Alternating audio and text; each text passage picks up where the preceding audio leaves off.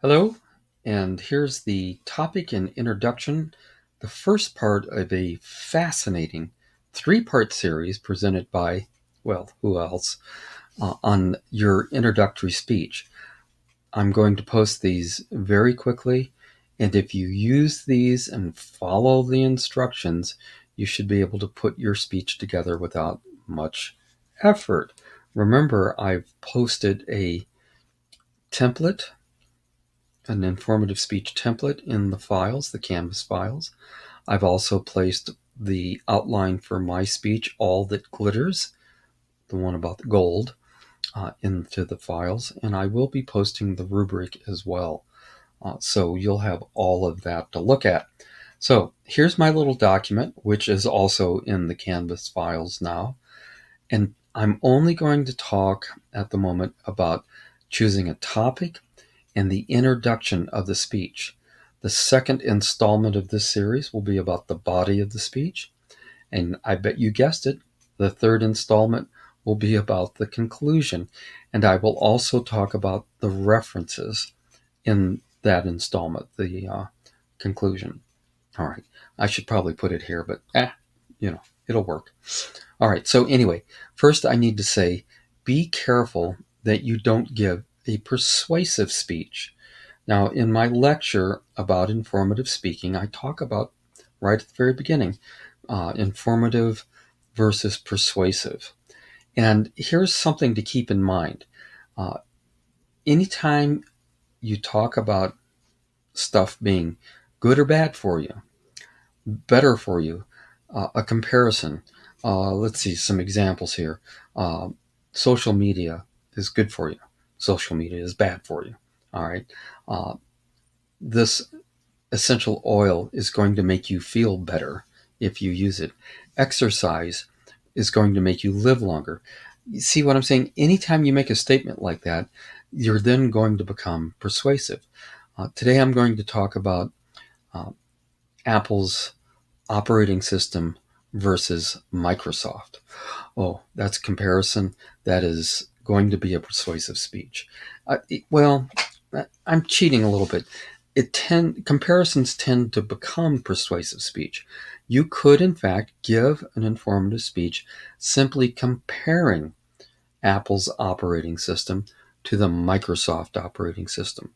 As long as you don't say one is better than the other, or even that I prefer Microsoft or whatever it might be, then it won't be persuasive.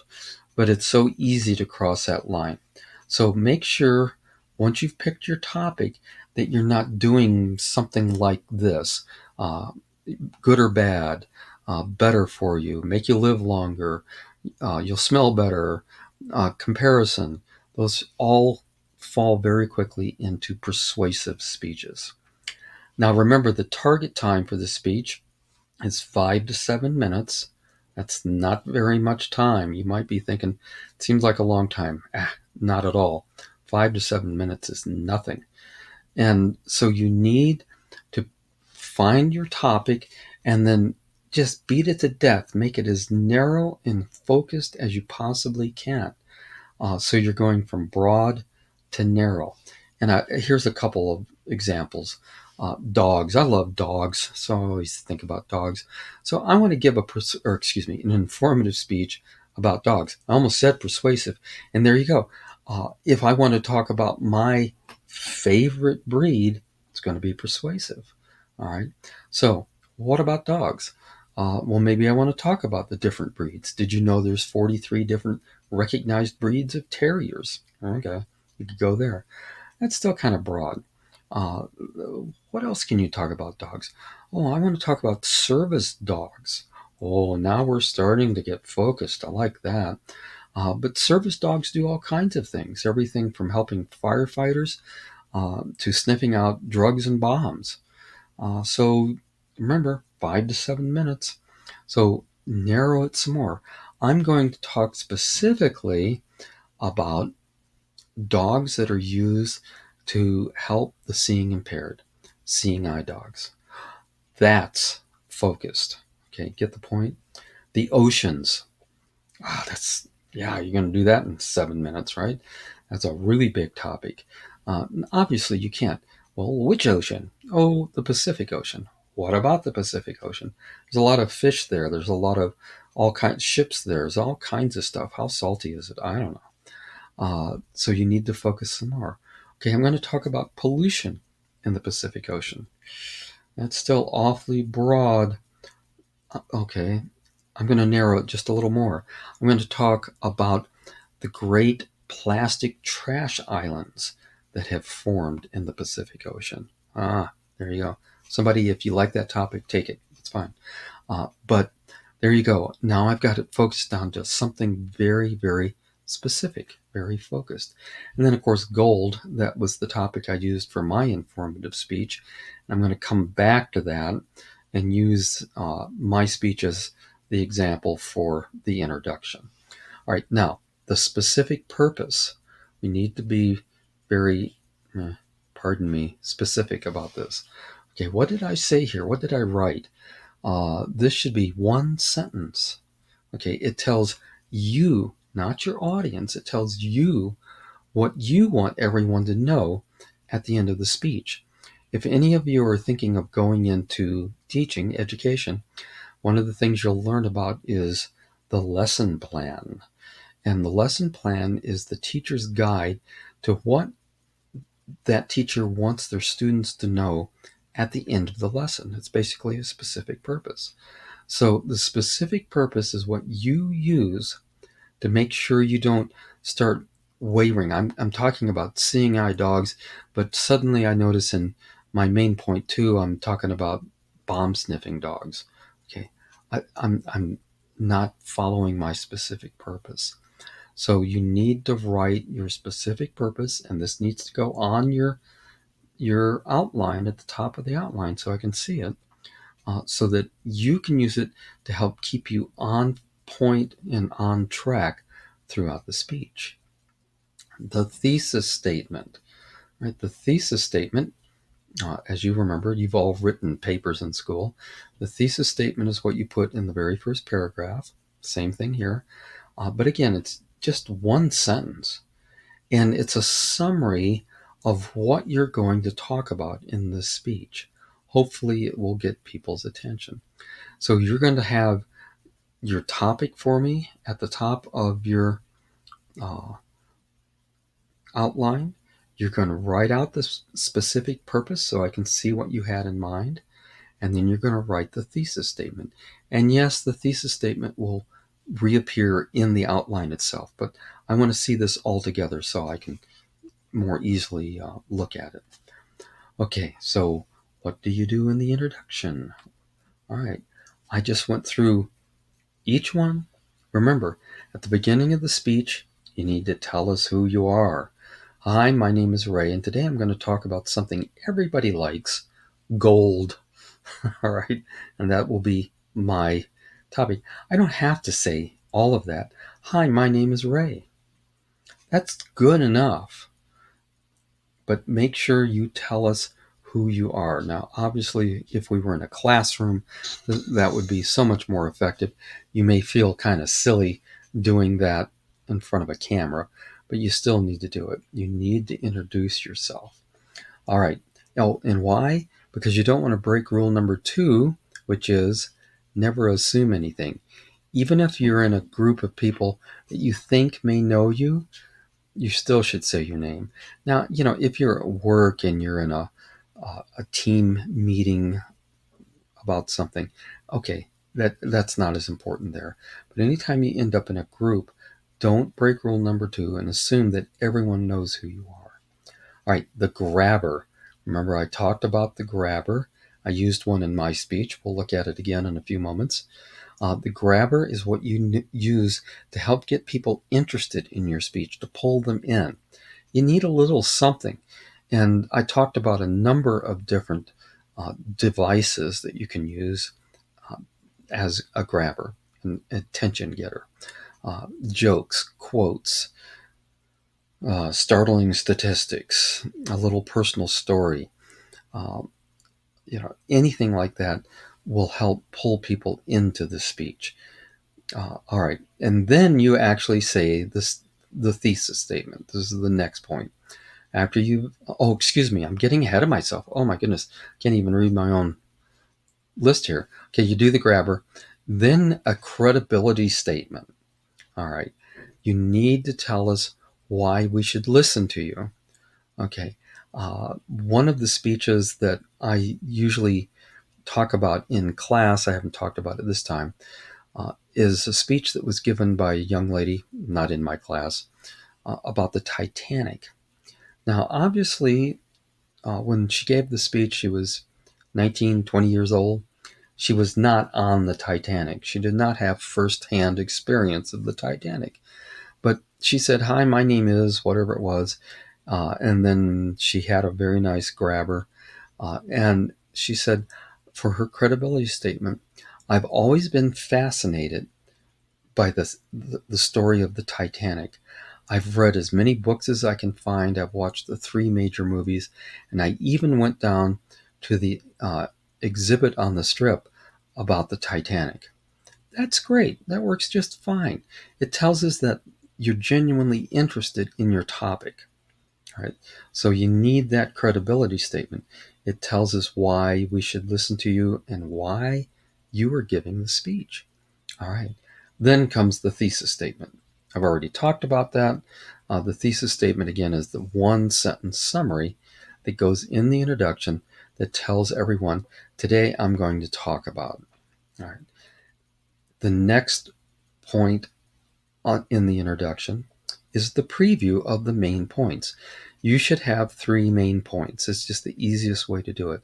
In a short speech, you can't have more than 3 main points. And when I talk about the body of the speech in the next video, I'll talk a little bit more about how those 3 main points work together. All right, but you need 3 main points. And again, we'll look at my introduction here and see exactly how I approach that. And then finally, you're almost done. All right, you need a transition statement. And this, again, this is one sentence. I'm not quite sure what that line is for. This is one sentence that I'll just read it, that lets the listeners know that you're moving on. Remember, I called these transition statements bridging sentences. That way they know, okay, the speaker is moving into the body of the speech. I have heard speeches where it wasn't apparent that the speaker was moving from the introduction into the body. It just kind of happened. And it's confusing. It's confusing. All right, so let's look again at my introduction for my speech, All That Glitters, and see what I did. All right, here's the introduction. Hi, hello, my name is Ray Shabinsky. You don't need to use your last name. You can if you want, but tell us your name. All right, and then I make a statement. Hello, my name is Ray Shabinsky. An amazing discovery took place on August 17th, 2017, at a very unusual observatory in Livingston, Louisiana. And I'm going to tell you about that discovery today. My credibility. Why am I giving this speech? Well, I've been teaching, writing, and working with astronomy for a very long time. And I'm also fascinated by the cosmos, and gold is one of the connections that we have with the cosmos. All right, so there's my credibility statement. Not only have I been involved in astronomy, but I like gold. Okay, so there you go. Just number one, establish who you are. You don't have to have this in here. Just tell us who you are. You could go right into a credibility statement there. I just added this because I wanted to. That's all. That's all there is to that. All right. So I've established my credibility. My thesis statement. Okay, I'm going to read this. The gold we wear and all the gold on Earth was formed by the cataclysmic death of supermassive stars billions of years ago. All right, so there you go. That's my thesis statement. I would say that up here, I didn't label it as a grabber, but this is something of the grabber right here. I'm hoping that when I say, right after my name, I say this, that it pulls people into the speech. Okay, then my credibility, that was the thesis statement. And let's look at the three main points. Uh, today I'm going to talk about what ancient people thought of gold. I'm going to talk about how much gold is there. And then finally, how did we discover the cosmic origins of gold? There you go. Bing, bing, bing. That's what's going to be in the speech. Not only does it help your listeners when they see this, it also provides you the guidance that you need to stay on track throughout the speech. And then finally, I have a transition statement. Today, I'm going to answer these questions and explain why the true nature of gold is far more interesting than its monetary value. All right, so there you go. That's the introduction. Notice in this introduction that I've stayed very narrow and very focused on gold. In the fact that, let's see, let me back up here again. That's definitely my grabber. I misspoke a little bit, so I said my name. This is the grabber. An amazing discovery. All right, credibility, and then here we go. The thesis statement. The gold we wear and all the gold on earth was formed billions of years ago. All right. Do I say anything in this thesis statement about the value of gold? What gold is used for? No. I'm only talking about how it was formed. And let's look at my main points. Okay. What ancient people thought of gold, not what they used it for necessarily, what they thought of gold. There's not much gold around. Okay, that's going to support my third main point about the cosmic origins of gold. So I'm building here on with these three main points to the third main point, the most important. Where does the gold come from? All right. Again, I'll talk more about the development of this in the next installment on the body of the speech, but I think this will help you quite a bit. And then again, a simple transition statement that lets everyone know that I'm moving on.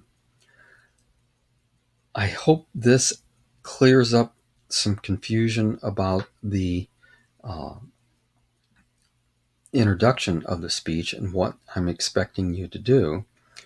And once again, the little presentation about the body of the speech, and then the presentation about the conclusion and the research, I hope will certainly answer your questions. So there you go. As always, if you're confused about anything, if you don't know what the heck you think I'm expecting, contact me. Let me know, and I'll do whatever I can to help you. So, thanks a lot. Conclusion, huh? Thanks a lot, and give this a try, and make sure you get to work on that speech. Don't wait till the last minute. All right, thanks.